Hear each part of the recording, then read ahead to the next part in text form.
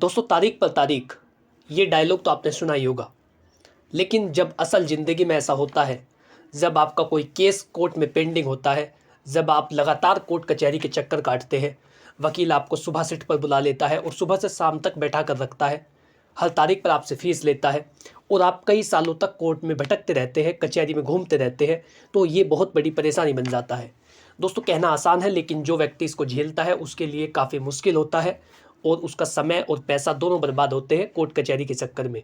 ज़मीनी विवाद हो, अवैध कब्जे का मामला हो, धोखाधड़ी का मामला हो, जालसाजी का मामला हो, आपका कोई क्रिमिनल केस हो, चाहे आपका सिविल का केस हो, यदि आपका किसी भी प्रकार का मामला है, तो यदि आप कोर्ट में भटक रहे हैं, तो आज की इस वीडियो को देखना आपके लिए बहुत मददगार साबित हो सकता है। ये वीडियो आपकी ज़िंदगी को बदल सकती है।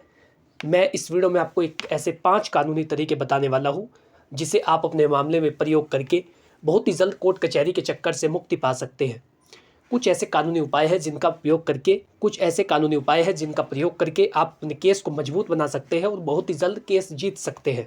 तो कैसे आप कर सकते हैं? नमस्कार, मैं अश्मित हरमन आपका अपने यूट्यूब चैनल पर स्वागत करता हूँ।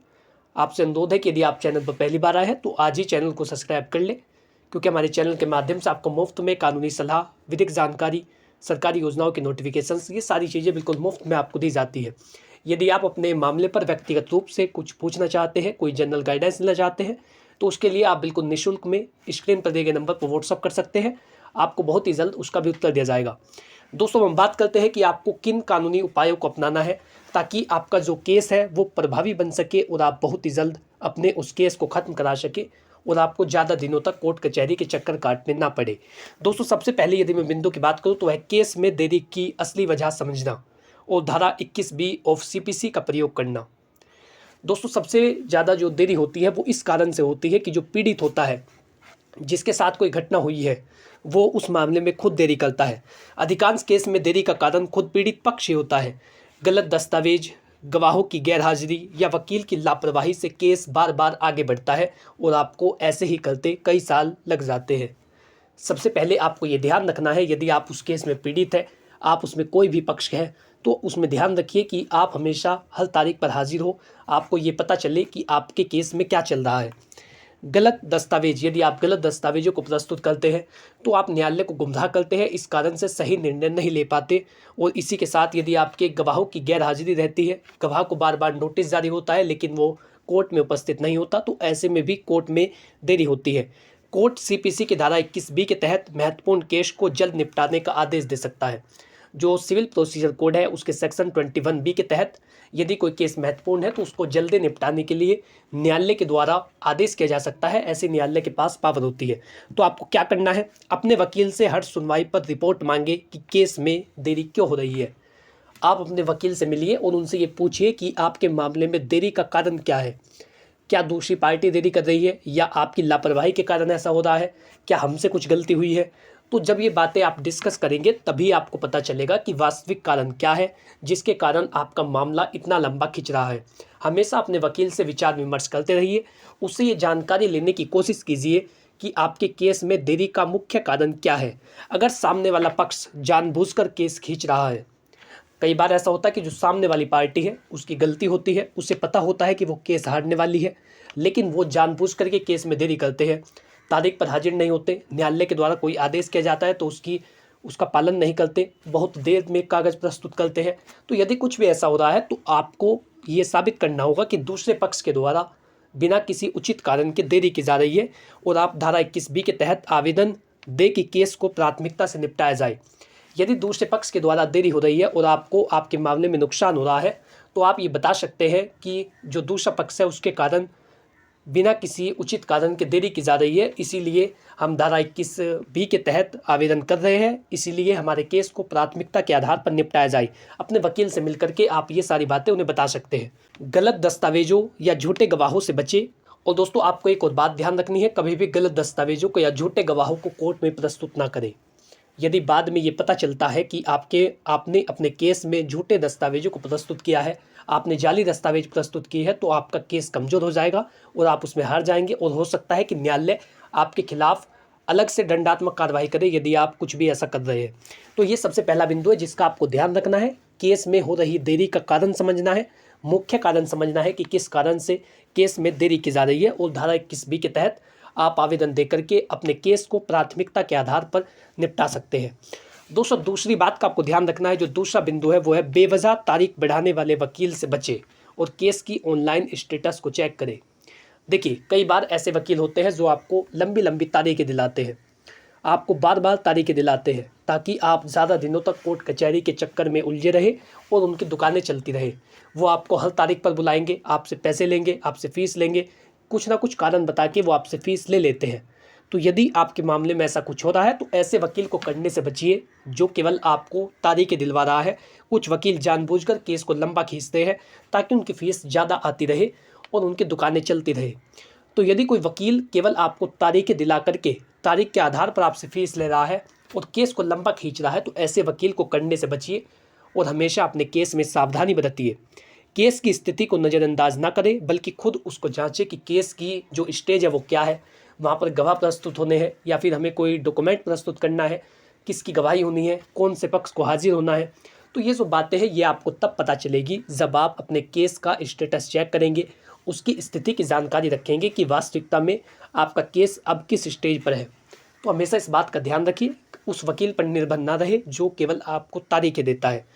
आपको क्या करना होगा, यदि आप इस चीज़ से बचना चाहते हैं तो ई कोर्ट्स के माध्यम से एक ऐप है, आप उसको डाउनलोड करें, प्ले स्टोर पर लिखे ई कोर्ट, वहाँ पर जाकर के आप उस ऐप को डाउनलोड कर सकते हैं। वहाँ से आप अपने केस का स्टेटस चेक कर सकते हैं, अगली तारीख का भी आप जानकारी ले सकते हैं, अगली तारीख की भी आप जानकारी ले सकते हैं, क्योंकि ये बहुत महत्वपूर्ण है कि आपको अपने केस की स्टेज पता हो, आपको पता हो कि आपके केस की स्थिति वास्तविकता में क्या है। अगर आपका वकील हर बार तारीख बढ़वा रहा है तो दूसरे वकील से सलाह ले। कई बार ऐसा होता है कि वकील आपको केवल तारीखें दिलवा रहा है तो आप किसी दूसरे वकील से भी मिल सकते हैं, उन्हें अपने केस की फ़ाइल दिखा सकते हैं, उनसे पूछ सकते हैं कि इस मामले में क्या हो सकता है। और यदि आपको लगता है कि हमें वकील बदलना चाहिए तो आप किसी अन्य वकील को अपने मामले में नियुक्त कर सकते हैं। कहने का अर्थ है कि आपको कभी भी कोर्ट में भटकना नहीं है। किसी दूसरे व्यक्ति की गलती के कारण, किसी दूसरे व्यक्ति की लापरवाही के कारण आपको न्यायालय में भटकना नहीं चाहिए। आप हमेशा अपने केस में एक बेहतर वकील को करें।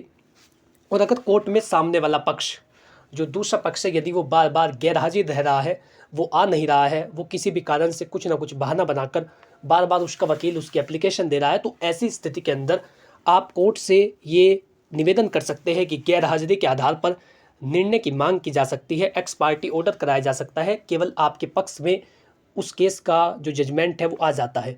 यदि दूसरा पक्ष जानबूझकर के देरी कर रहा है या फिर न्यायालय में हाजिर नहीं हो रहा है, लेकिन ये बातें आपको पता चलेगी तब जब आप कोर्ट में जाएंगे, जब आप ये देखेंगे कि आपके केस की वास्तविकता कितनी है, किस तरीके से उसकी स्थिति है, कौन सी स्टेज पर आपका केस है। तो ये बहुत महत्वपूर्ण होता है। दोस्तों, यदि आपको वीडियो अच्छा लगा है तो वीडियो को अभी लाइक कर दे और चैनल को भी सब्सक्राइब कर ले, ताकि ये जो महत्वपूर्ण जानकारी है ये आप तक पहुंच सके और हर एक वीडियो की नोटिफिकेशन आप तक पहुंचे। दोस्तों, तीसरे बिंदु की यदि मैं बात करूं तो होता है समझौता करें और कोर्ट में मध्यस्थता का विकल्प चुनें। देखिए, कई बार ऐसा होता है कि हमें पता है कि हमारा केस कई सालों तक चलेगा, दूसरे पक्ष भी ऐसा चाह रहा है कि हमें कई सालों तक कोर्ट में भटकना होगा। तो यदि कुछ ऐसा हो सकता है, दोनों पक्ष बैठ कर के बातचीत कर सकते हैं, मध्यस्थता कर सकते हैं, समझौता कर सकते हैं, तो ये सबसे बेहतर ऑप्शन होता है। कई मामलों में सीधे जजमेंट लेने से बेहतर होता है कि दोनों पक्ष बातचीत से समझौता कर ले। यदि आपको लग रहा है कि दोनों का समय और पैसा खराब हो रहा है, किसी दूसरे पार्टी ने आपके पास किसी ऐसे आदमी को भेजा जो ये कह रहा है कि आप केस वापस ले लीजिए या समझौता कर लीजिए, तो वो सबसे बेस्ट होता है, सबसे बेहतर होता है। हालांकि यदि वो ज़्यादा गंभीर मामला ना हो और आपको ऐसा ना लगे कि दूसरा पक्ष बाद में हमारे साथ ऐसा कुछ कर सकता है, तो तभी जा कर के आप समझौता करें। और समझौते में कभी भी जल्दबाजी ना करें, ऐसा कुछ ना करें कि आपको नुकसान उठाना पड़े। दोस्तों, मध्यस्थता प्रक्रिया कोर्ट केस से तेज और आसान होती है। यदि आप समझौता कराना चाहते हैं तो ये बहुत ही जल्द हो जाता है। क्या करें आप यदि ऐसा करना चाहते हैं तो अगर मामला सुलझाने योग्य है तो वकील के माध्यम से समझौता प्रस्ताव भेजें। आप कोर्ट में एक समझौता प्रस्ताव भेज सकते हैं कि मैं समझौता करने के लिए तैयार हूँ, यदि दूसरी पार्टी ऐसा कह रही है तो हम समझौता कर सकते हैं। कोर्ट से मांग करें कि केस को मध्यस्थता केंद्र में भेजा जाए। अगर सामने वाला पक्ष भी राजी है तो समझौते को कोर्ट में मान्यता दिलवाए ताकि भविष्य में कोई विवाद ना हो। यदि ऐसा हो जाता है कि दूसरा पक्ष भी समझौते के लिए तैयार है, वो राजी है, तो आप एक समझौतानामा तैयार करा सकते हैं। दोनों पक्षों के हस्ताक्षर और दोनों के फोटो उस पर लगेंगे, 2-3 उसमें आप गवाह लगाएंगे और उस समझौते को कोर्ट में प्रस्तुत करेंगे, उसे वहाँ पर रिसीव कराएंगे, आपकी वो फाइल में लगेगा और तब जा कर के आपका केस बंद हो जाता है। तो एक तो ये तरीका है अपने केस को जल्दी और प्रभावी निपटाने के लिए। दोस्तों चौथा कार्य आपको करना होगा, जो चौथा बिंदु है वो है अदालत में गवाही और दस्तावेज पेश करने की प्रक्रिया में तेजी लाना। दोस्तों चौथा जो कानूनी उपाय है वो है अदालत में गवाही और दस्तावेज पेश करने की प्रक्रिया में तेजी लाए। गवाहों का ना आना और दस्तावेजों की कमी केस में देरी की सबसे बड़ी वजह होती है। कई बार तो कोर्ट को कई महीने लग जाते हैं, 2-3 साल भी लग जाते हैं कि गवाह कोर्ट में प्रस्तुत हो, और वो गवाह नोटिस को रिसीव करता है लेकिन उसके बाद भी कोर्ट में नहीं आता। सभी गवाहों को पहले से तैयार रखें और उनकी गवाही की तारीख से पहले सुनिश्चित करें कि वह मौजूद रहे। यदि आपके मामले में गवाही होनी है तो इस बात का निर्धारण करें कि गवाह निश्चित तारीख पर कोर्ट में उपस्थित हो, उसे पहले से जानकारी दे। यदि किसी गवाह को प्रस्तुत होना है, कहीं ऐसा ना हो कि वो नोटिस लेने के बाद भी अदालत में प्रस्तुत ना हो और कोर्ट केस की प्रक्रिया लंबी खींचे।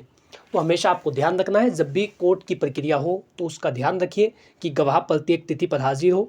जिस दस्तावेज को प्रस्तुत करने के लिए आपको कहा गया है आप उसका पालन करें, न्यायालय के आदेश का पालन करें, क्योंकि यदि आप कार्रवाई में हाथ बटाएंगे, आप कार्रवाई कराने में अपना सहयोग देंगे, तो ये निश्चित रूप से जल्दी प्रक्रिया आपकी पूरी होगी और आपका केस जल्दी समाप्त होगा।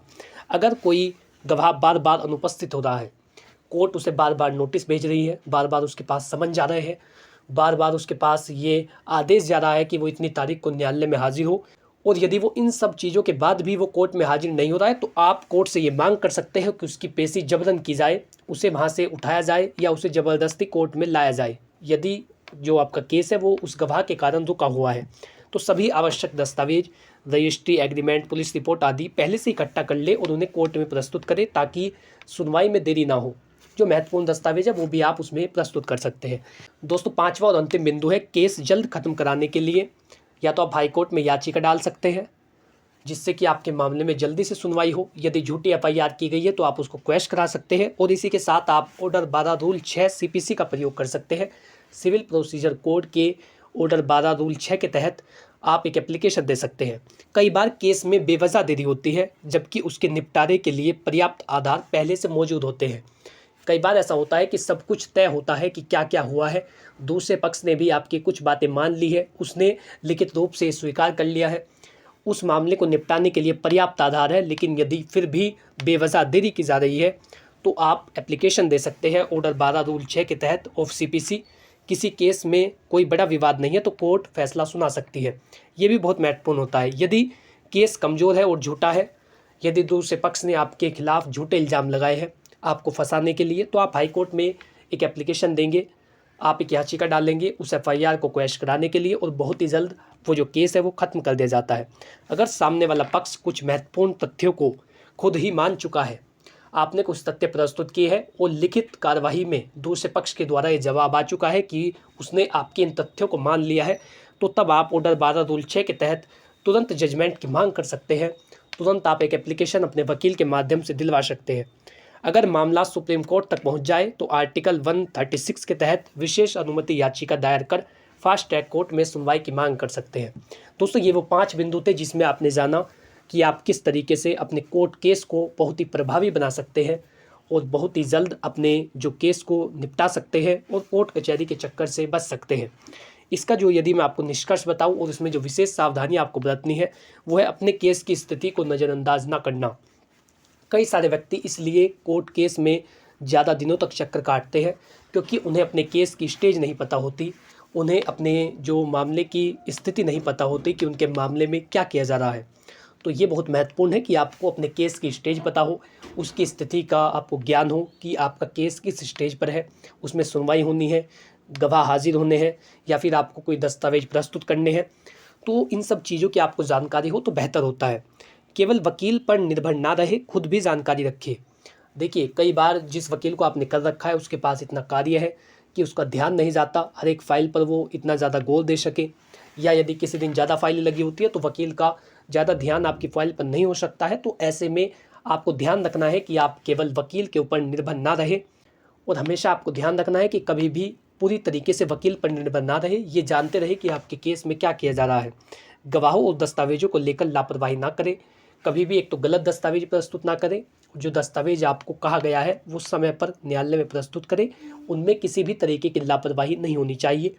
और यदि कोर्ट ने आपको गवाही के लिए बुलाया है या किसी पक्ष को नोटिस जारी हुए तो ये भी ध्यान रखें कि गवाह क्यों हाजिर नहीं हो रहा है, वो अदालत के आदेश की अवहेलना क्यों कर रहा है, वो न्यायालय में हाजिर क्यों नहीं हो रहा है। तो यदि ऐसा कुछ हो रहा है तो आप उसकी जबरन पेशी की मांग कर सकते हैं, क्योंकि कई बार जो केस है वो गवाहों के उपस्थित ना होने के कारण डिले होता है और काफ़ी सारा समय लग जाता है, जिससे आपका केस आपको कई सालों तक कोर्ट कचहरी में भटकना पड़ता है।